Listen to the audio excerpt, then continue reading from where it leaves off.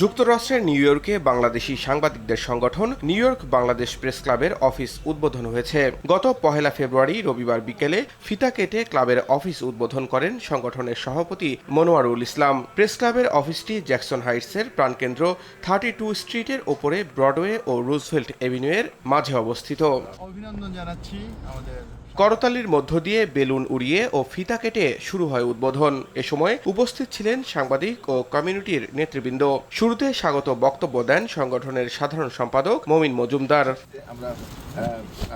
New ইয়র্কে press ক্লাবের একমাত্র নিজস্ব কার্যালয় হয় কমিউনিটির মধ্যে ব্যাপক উৎসাহ দেখা যায়। অনুষ্ঠানে নিউ ইয়র্ক বাংলাদেশ প্রেস ক্লাবের অফিসের আনুষ্ঠানিক যাত্রাকে ঐতিহাসিক পদক্ষেপ বলে উল্লেখ করেন কমিউনিটির নেতারা।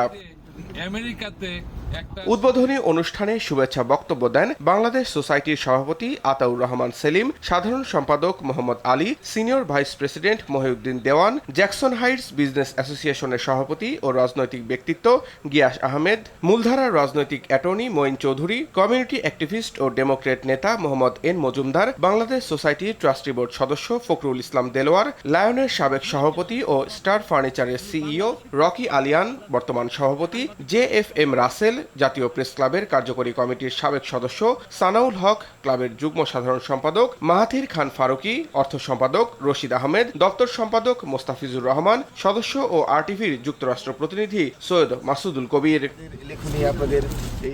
উদ্বোধনের পর ক্লাব ভবনের ভেতরে দোয়া অনুষ্ঠিত হয়। সৌজন্য হিসেবে ক্লাবের সকল আসবাবপত্র দিয়েছে স্টার ফার্নিচার। অফিসে সাংবাদিকদের কাজে ব্যবহারের জন্য 2টি কম্পিউটার প্রদান করেন হাবিব রহমান ও Sunman express. Samiul Shihab, RTV।